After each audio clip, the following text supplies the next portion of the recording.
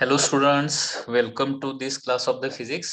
Okay, आज आपण एक नवीन टॉपिक चालू करतोय, that is centre of mass and the collisions. Okay, centre of mass and collisions. Okay, म्हणजे या टॉपिक मध्ये बेसिकली सुरुवातीला काय करणार आहे आपण, सेंटर ऑफ मासचा पार्ट स्टडी करणार आहे आणि सेंटर ऑफ मासचा पार्ट स्टडी केल्यानंतर मग कोलिजन्सचा पार्ट जो आहे तो आपण स्टडी करणार आहे. ओके, सेंटर ऑफ मासला काय म्हणतो आपण शॉर्ट मध्ये COM असं म्हणतो, सेंटर ऑफ मास. आता सेंटर ऑफ मासची कन्सेप्ट का स्टडी करावी लागते, तर आपण वर्क एनर्जी पॉवर या टॉपिक मध्ये देखील बघितलेलं आहे की काही ठिकाणी बॉडीचं मास जे आहे ते सेंटरला, त्याच्या सेंटरला अझ्युम केलं तर तो प्रॉब्लेम काय करतो, सोडवायला आपल्याला इझी जातो. बरोबर आहे ना. म्हणजे त्या कंप्लीट बॉडीची मुवमेंट म्हणजे त्याच्या सेंटरची मुवमेंट जर आपण अझ्युम केली तर काय होणार आहे, तो प्रॉब्लेम अंडरस्टँड करायला, सॉल्व्ह करायला थोडासा इझी होतो. ओके, तर अनेक ठिकाणी असं आहे की लक्षात घ्या, एखादी बॉडी जी आहे, आता मोस्टली फिजिक्स किंवा न्यूटन्स लॉज ऑफ मोशन जे आहेत ते कशाशी रिलेटेड आहेत, Newton's laws of motion these are related to the point objects किंवा particles related Newton's laws of motion आहेत. परंतु पार्टिकल्स तर ऍक्च्युअली नसतात. म्हणजे पार्टिकल म्हणजे पॉइंट मासेस ऍक्च्युअली नसतात. जनरली काय असतात, बॉडीचे मासेस असतात. आणि अशा केसमध्ये आपल्याला न्यूटन्स लॉज ऑफ मोशन नुसार काय करायचं असेल, बॉडीची मोशन आपल्याला स्टडी करायची असेल, डिस्क्राईब करायची असेल तर काय करावं लागणार आपल्याला, त्याच्यासाठी त्या बॉडीचं मास एका पर्टिक्युलर पॉइंटमध्ये कॉन्सन्ट्रेट झालेला आहे असे अझूम करावं लागेल आणि त्या पॉइंटला काय करावं लागेल, आपल्याला फोर्स अनालिसिस करावं लागणार आहे. लक्षात येत आहे.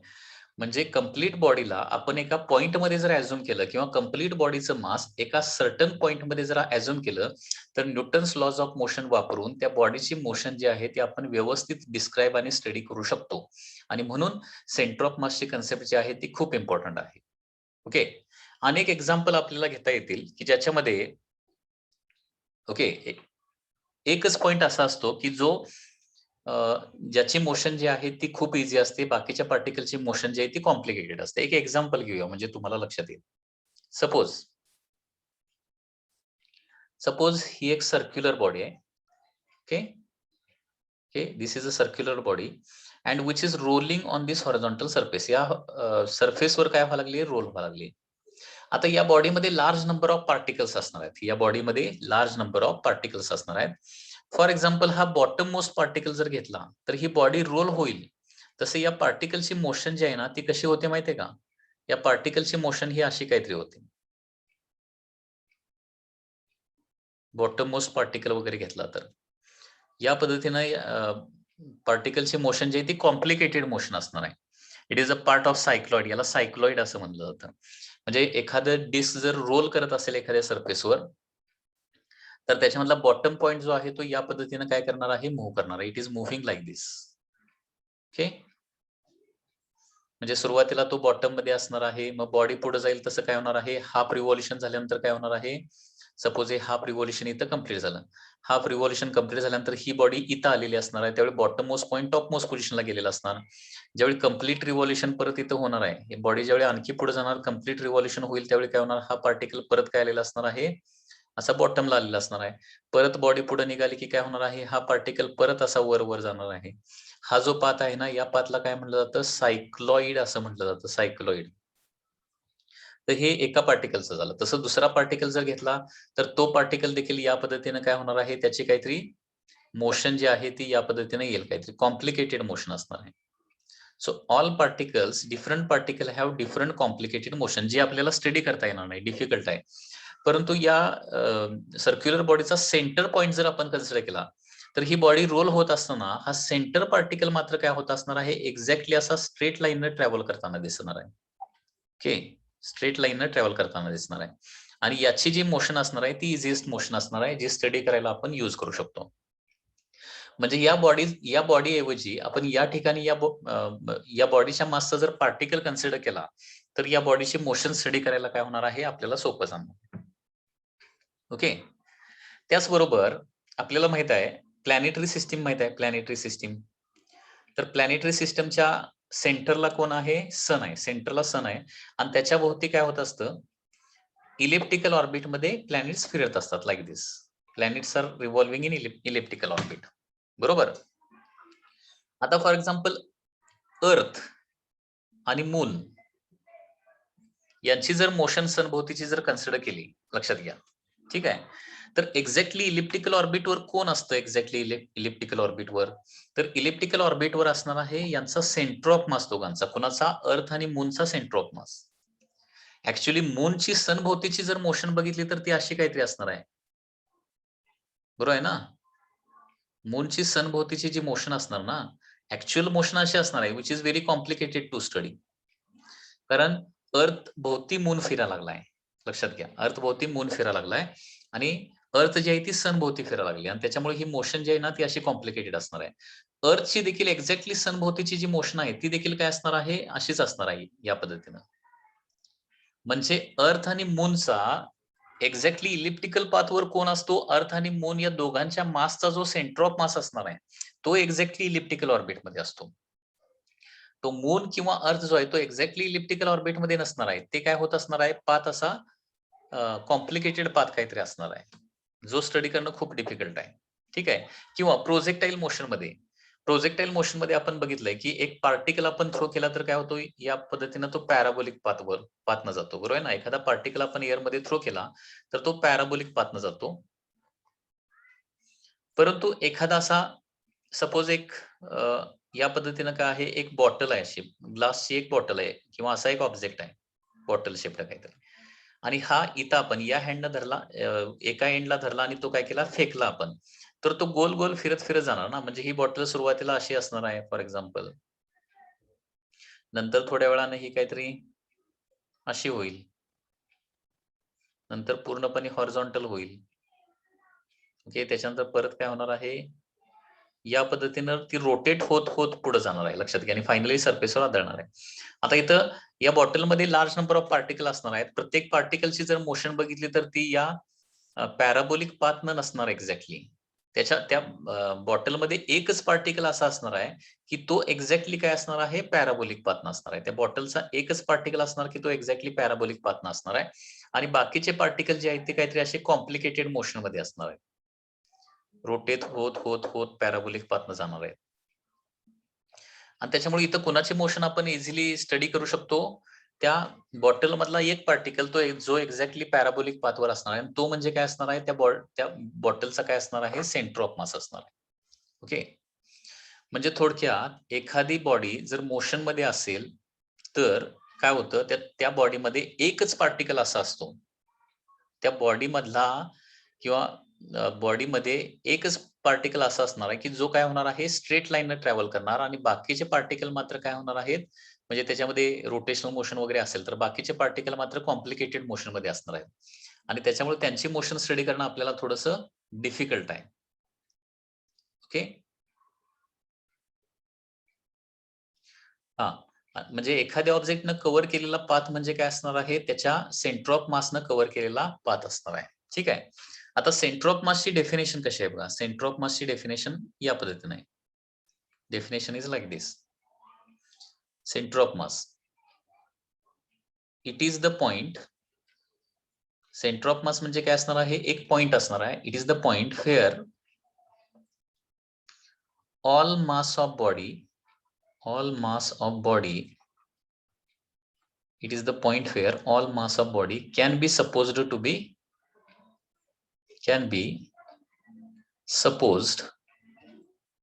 concentrated.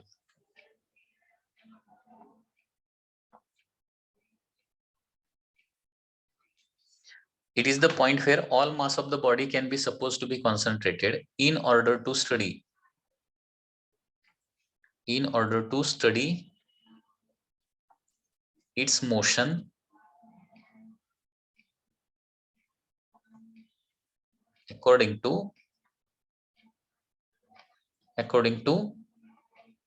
Newton's laws. म्हणजे एखाद्या बॉडीची मोशन न्यूटन्स लॉज अप्लाय करून आपल्याला व्यवस्थित जर स्टडी करायचं असेल तर त्या बॉडीचं मास एका सर्टन पॉइंटला कॉन्सन्ट्रेट झालंय असं ऍझ्युम करावं लागतं आणि तो पॉइंट ज्या ठिकाणी आपण त्या बॉडीचं सगळं मास कॉन्सन्ट्रेट झालंय असं ऍझ्युम करणार, त्याला काय म्हणणार आपण? सेंटर ऑफ मास म्हणणार आहे, ठीक आहे. आणि लक्षात घ्या, एखादी बॉडी मोशन मध्ये असताना सेंटर ऑफ मास हा नेहमी काय असतो? ट्रान्सलेशनल मोशन मध्येच असतो, रोटेशनल मोशन मध्ये कधीही नसतो किंवा सर्क्युलर मोशन मध्ये सॉरी रोटेशनल मोशन मध्ये कधीही नसणार आहे, लक्षात घ्या. ठीक आहे सर, तो ट्रान्सलेशनल मोशन मध्ये असणार आहे. Okay, so COM is always in translational motion.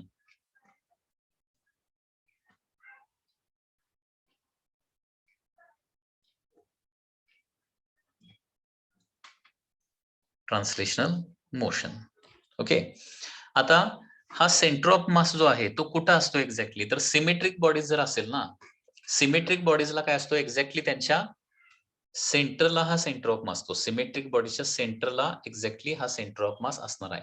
आता सिमेट्रिक बॉडीज म्हणजे कुठल्या? सिमेट्रिक बॉडीज, सिमेट्रिक बॉडीज म्हणजे फॉर एक्झाम्पल डिस्क किंवा रिंग किंवा स्पियर किंवा rectangle, rectangular plate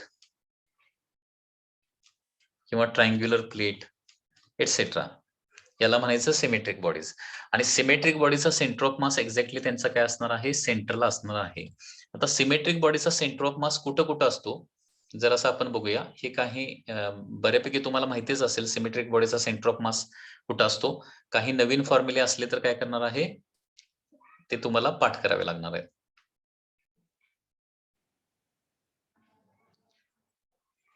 centre of मासच्या position कशा असतात बघा सिमेट्रिक बॉडीज मध्ये. ओके, तर शेप आणि त्याचा सेंटर ऑफ मास इथं तुम्हाला दिलेला आहे. म्हणजे फॉर एक्झाम्पल सॉलिड किंवा हॉलो जर स्पियर असेल तर त्याचा सेंटर ऑफ मास त्याच्या एक्झॅक्टली काय असणार आहे, सेंटरला असणार आहे. So this is the solid or hollow sphere. तर त्याचा सेंटर ऑफ मास कुठं असणार आहे, इथं असणार आहे त्याच्या सेंटरला. रिंग किंवा डिस्क जर असेल, रिंग ऑर डिस्क, रिंग किंवा डिस्क साठी देखील काय असणार आहे, centre of mass exactly at its centre असणार आहे. Okay, triangular plate, triangular plate जर असेल या पद्धतीनं, तर सेंट्रॉइडचा इंटरसेक्शन, सेंट्रॉइडचा जो इंटरसेक्शन आहे त्या ठिकाणी काय असणार आहे, सेंटर ऑफ मास असणार आहे. इंटरसेक्शन ऑफ द सेंट्रॉइड तो जनरली काय असतो, h/3 ला असतो. म्हणजे याची हाईट जर h असेल तर h/3 ला तो सेंटर ऑफ मास असणार आहे. स्क्वेअर किंवा रेक्टँगल जर असेल, अशा प्रकारे रेक्टँगल किंवा स्क्वेअर जर असेल तर त्याचा सेंटर ऑफ मास काय असणार आहे, at the intersection of the diagonals असणार आहे. Okay, intersection of the diagonals या ठिकाणी. सॉलिड कोन जर असेल, cone, there is a solid cone like this, तर सेंटर ऑफ मास जो आहे ना तो h/4 ला असतो. हा तुम्हाला आता नवीन फॉर्म्युला आहे. म्हणजे टोटल हाईट जर h असेल तर त्याचा सेंटर ऑफ मास किती हाईटला असणार आहे, बेस पासून, from the base it is h/4 एवढ्या हाईटला. आणि ते जर हॉलो कोन असेल, if it is a hollow cone, म्हणजे आतमध्ये काय आहे, कम्प्लीट कॅव्हिटी आहे, तर या केसमध्ये सेंटर ऑफ मास काय असतो, बेस पासून h/3 एवढ्या डिस्टन्सला असणार आहे. सिलेंडर असेल तर काय असणार आहे, त्याच्या ऍक्सिसचा midpoint. So this is the cylinder like दिस.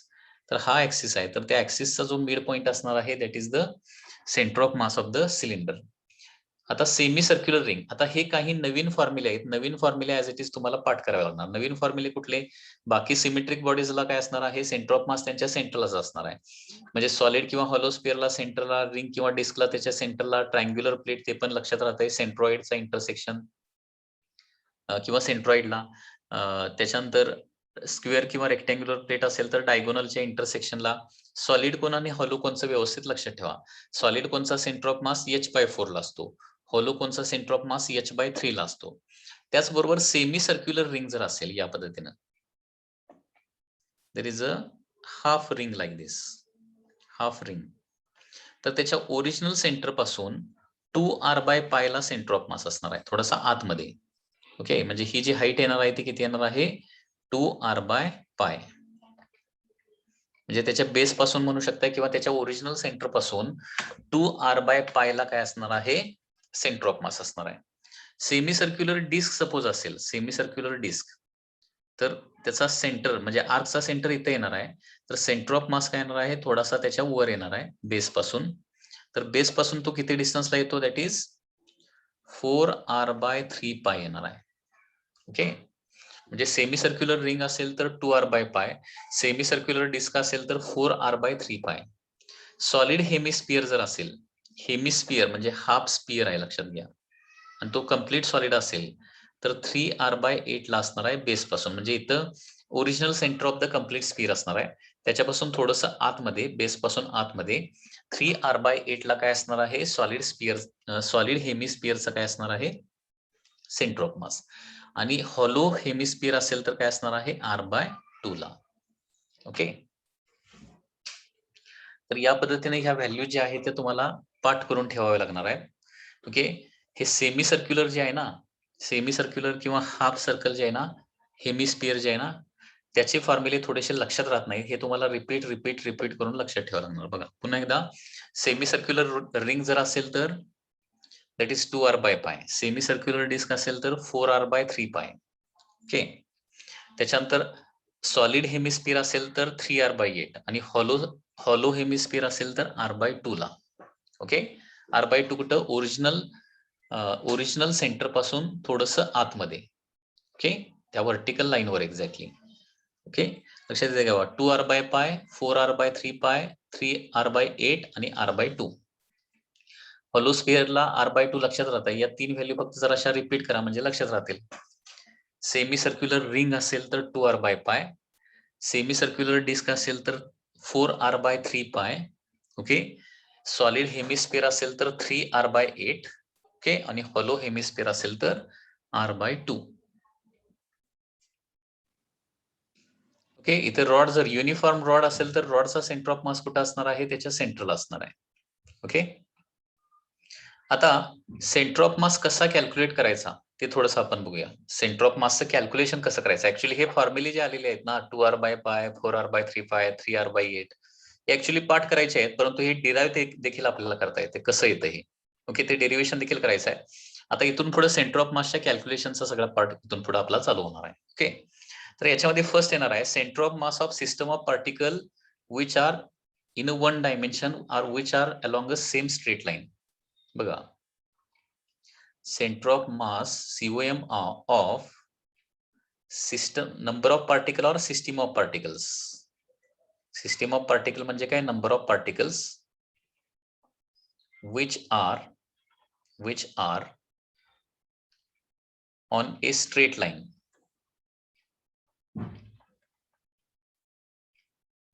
एकाच लाईनवर अनेक पार्टिकल असले तर त्यांचा सेंटर ऑफ मास कसा येणार आहे. तर याच्यामध्ये सुरुवातीला काय करूया, याचा फॉर्म्युला कसा येणार बघा.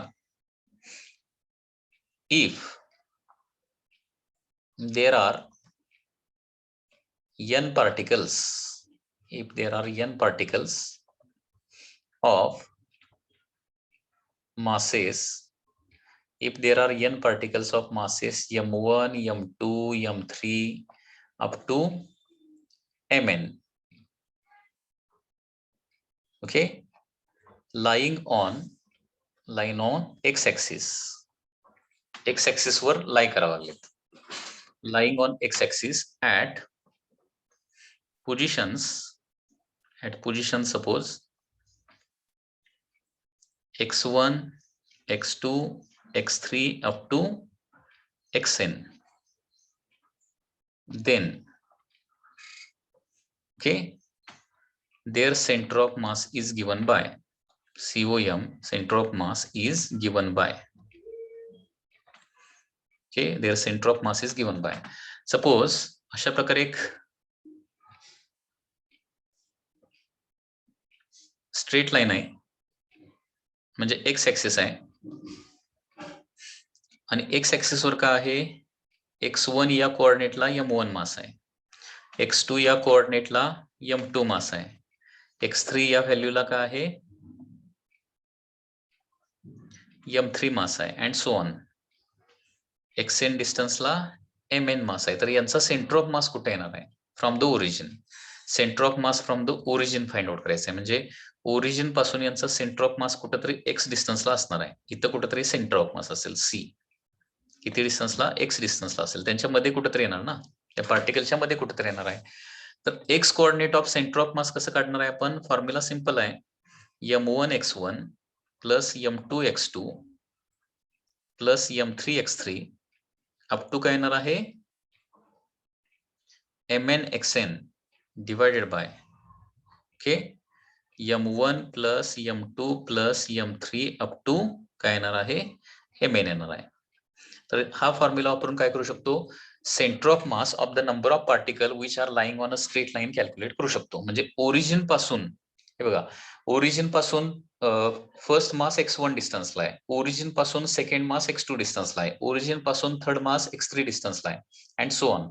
तर ओरिजिन पासून सेंटर ऑफ मास कुठे असणार आहे, सेंटर ऑफ मासचा कोऑर्डिनेट काय येणार आहे, x coordinate of the centre of mass will be equal to, will be given by formula m1 x1 plus m2 x2 plus m3 x3 up to mn x1 xn divided by काय येणार आहे, m1 plus m2 plus m3 up to mn येणार आहे.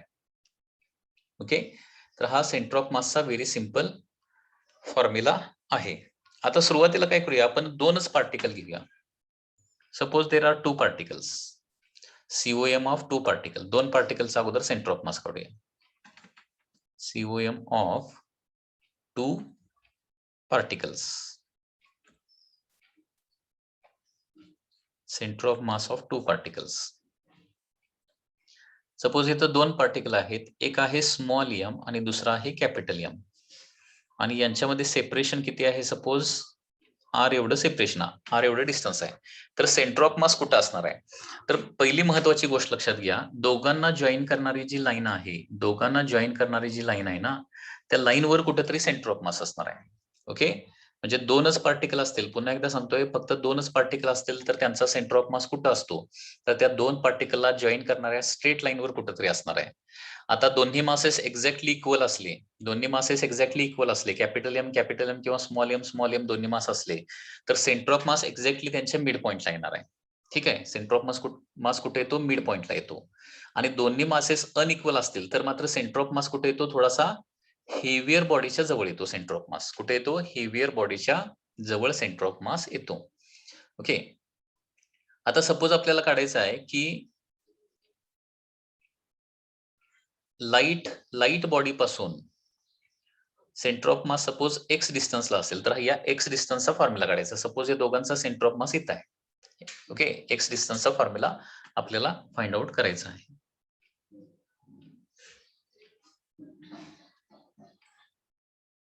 Okay, आता या point पासून आपल्याला centre of मास जर काढायचा असेल, म्हणजे लाइटर मास पासून सेंटर ऑफ मासचं डिस्टन्स किती आहे, x आहे. हे बघा, x इज इक्वल टू काय आहे, डिस्टन्स ऑफ सेंटर ऑफ मास आहे.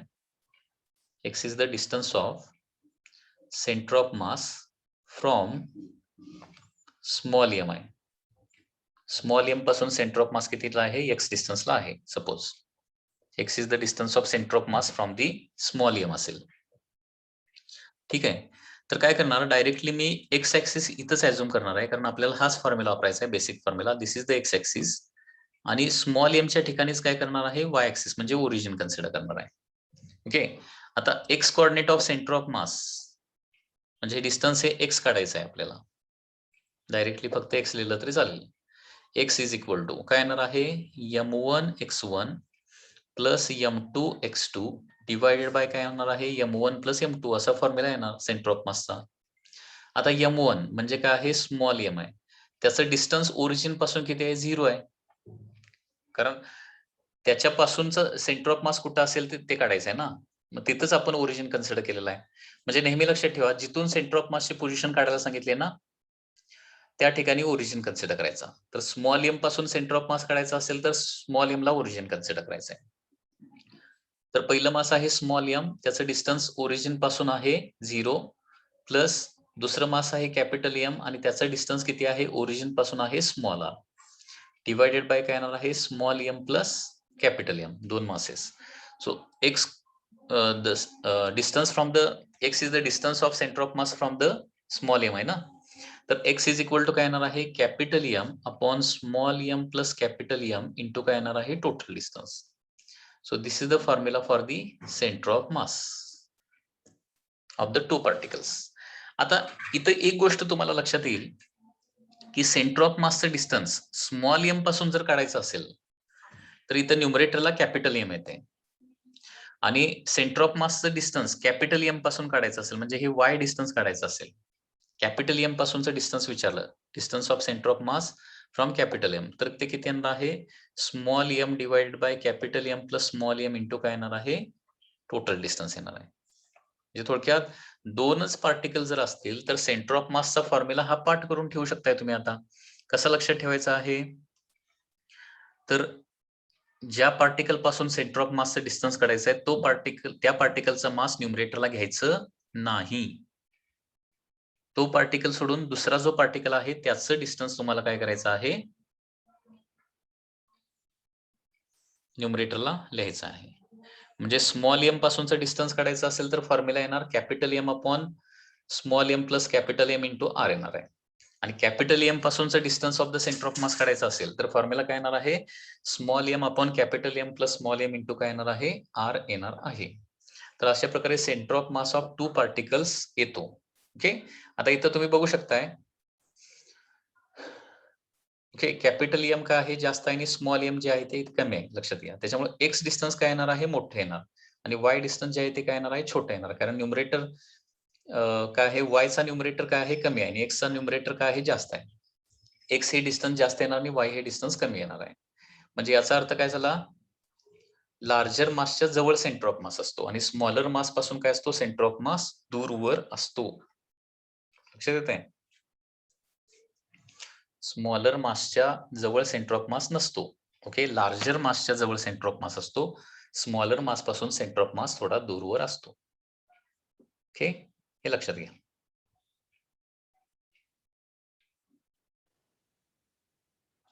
Centre of mass of two पार्टिकलचा क्वेश्चन या पद्धतीने होऊ शकतो. If the distance between centres of the atoms of potassium and bromine in potassium bromide molecule is 0.282 into 10 raised to minus 9 meter. Find the center of mass of two particle system from the potassium. तर इथं बघा दोनच particle आहेत, पहिला आहे potassium आणि दुसरा आहे ब्रोमीन. ओके, तर मास ऑफ पोटॅशियम किती दिलाय, मास ऑफ पोटॅशियम दिलाय 39 U आणि मास ऑफ ब्रोमीन किती दिलेला आहे दॅट इज 80 U दिलेला आहे आणि त्यांच्यामधलं टोटल डिस्टन्स आपल्याला दिलेला आहे. टोटल डिस्टन्स किती दिलेला आहे 0.282 into 10 raised to minus 9 metre, हे त्यांच्यामधलं डिस्टन्स आहे. तर centre of mass of two particle system from potassium, potassium पासूनचं डिस्टन्स काढायला सांगितलंय. ओके, तर पोटॅशियम पासूनचं डिस्टन्स सपोज एक्स असेल, X is equal to potassium पासूनचं डिस्टन्स काढायचं असेल तर आपल्याला न्यूमरेटरला कोणाचं मास घ्यावं लागतं पोटॅशियमचं नव्हे ब्रोमीनचं. किती 80 U divided by 39 U plus 80 U येणार आहे. ओके, इंटू येणार आहे टोटल डिस्टन्स. तर या दोघांच्या मधलं टोटल डिस्टन्स किती दिलंय 0.282 into 10 raised to minus 9 metre. Okay, so here 80 divided by काय होणार आहे दॅट इज 129 होणार, बरोबर आहे ना. You you all get cancel. 80 divided by 129 into 0.282 into 10 raised to minus 9 metre. Okay, त्याच्यामुळे हे कॅल्क्युलेशन केल्यानंतर आपल्याला आन्सर मिळेल. Okay, that is distance from the that is potassium. Okay, distance from potassium येणार आहे. ओके, हे जर कॅल्क्युलेशन केलं तर येतं 0.189 इंटू 10 raised to minus 9.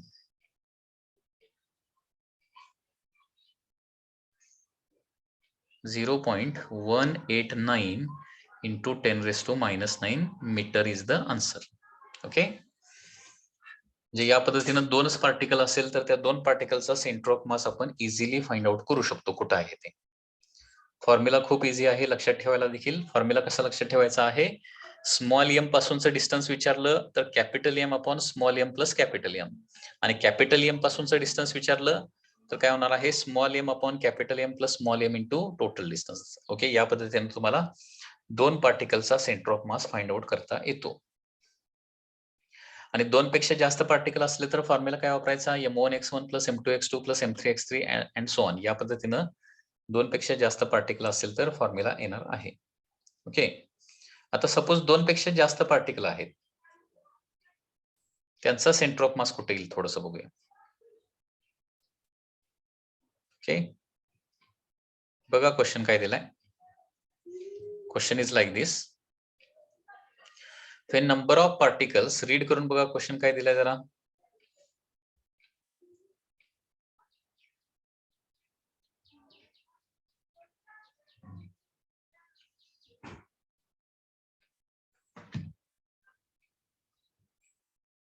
काय दिलंय बघा.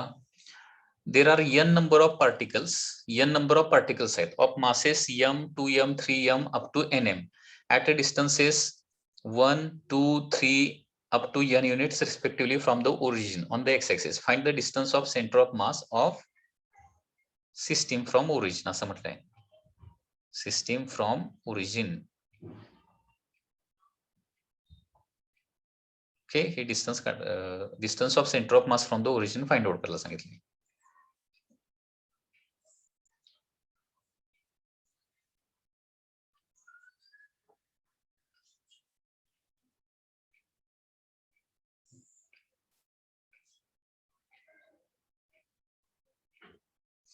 Okay, so here there is a origin इथं असणार आहे आणि n नंबर ऑफ पार्टिकल्स आहेत आणि ते कुठं कुठं ठेवलेले आहेत. 1, 2, 3 ला ठेवलेले आहेत.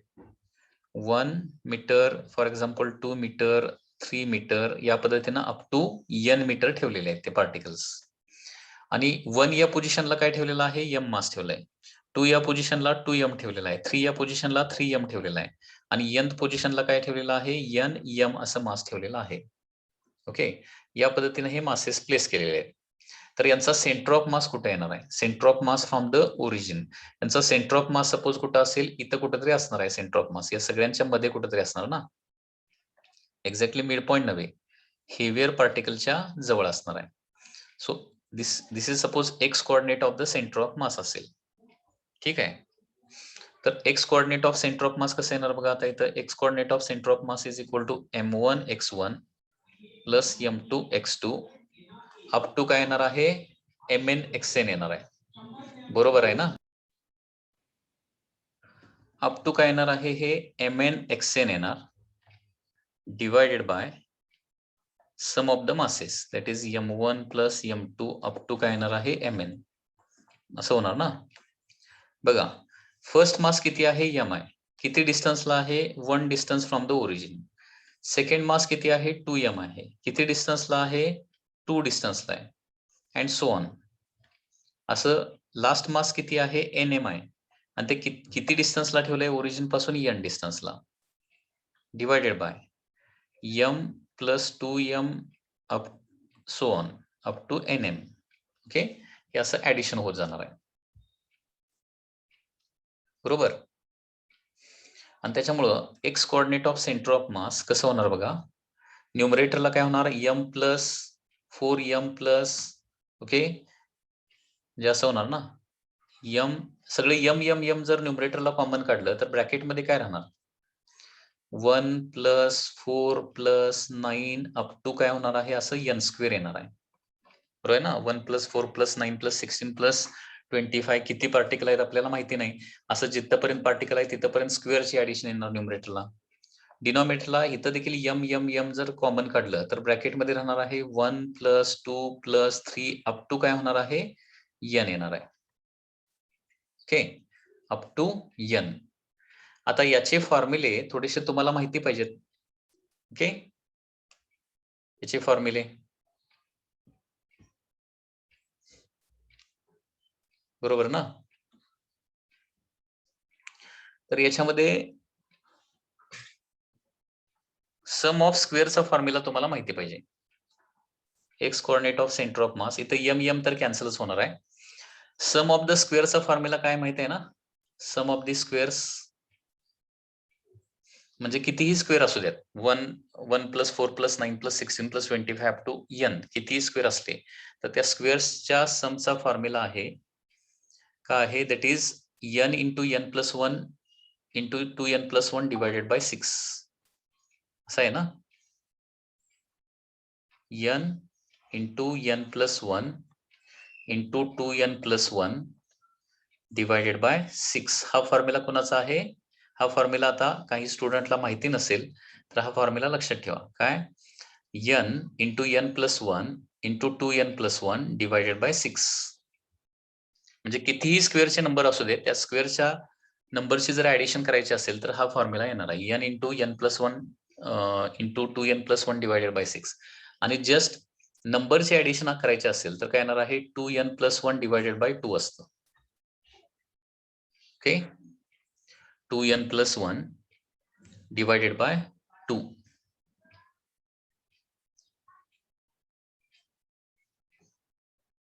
बरोबर आहे ना formula?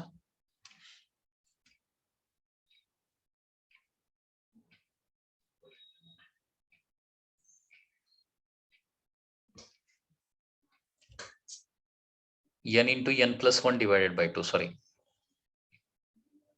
n into n plus 1 divided by 2.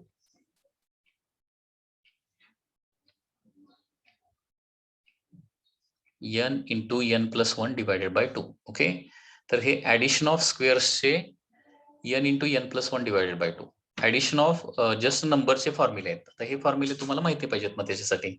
Okay, तर ऍडिशन ऑफ स्क्वेअर्सचा फॉर्म्युला आहे n into n plus 1 into 2n plus 1 divided by 6. आणि ऍडिशन ऑफ जस्ट नंबर काय असणार आहे n into n plus 1 divided by 2. Okay, तर आता याच्यामध्ये बघा n plus 1 get cancel, n and n get cancel. Okay, तर काय होणार बघा, न्यूमरेटरला 2n प्लस 1 राहणार आणि डिनॉमिनेटरला काय राहणार आहे 6 खाली येणार. 6 डिवायडेड बाय 2 होणार आहे, म्हणजे काय येणार आहे 2n plus 1 divided bye 3. So this is the final answer. Okay, तर याच्यासाठी तुम्हाला फक्त स्क्वेअरच्या ऍडिशनचा फॉर्म्युला आणि जस्ट ऍडिशनचा म्हणजे सक्सेसिव्ह नंबर असतील तर त्यांच्या ऍडिशनचा फॉर्म्युला, हे जे फॉर्म्युले नवीन आहेत, काही स्टुडंटला अजिबात माहिती नसेल त्यांनी हे लक्षात ठेवावं लागेल. ओके, तर लक्षात घ्या, सम ऑफ स्क्वेअर्स चा फॉर्म्युला असतो n into n plus 1 into 2n plus 1 divided by 6. आणि सम ऑफ जस्ट नंबर्स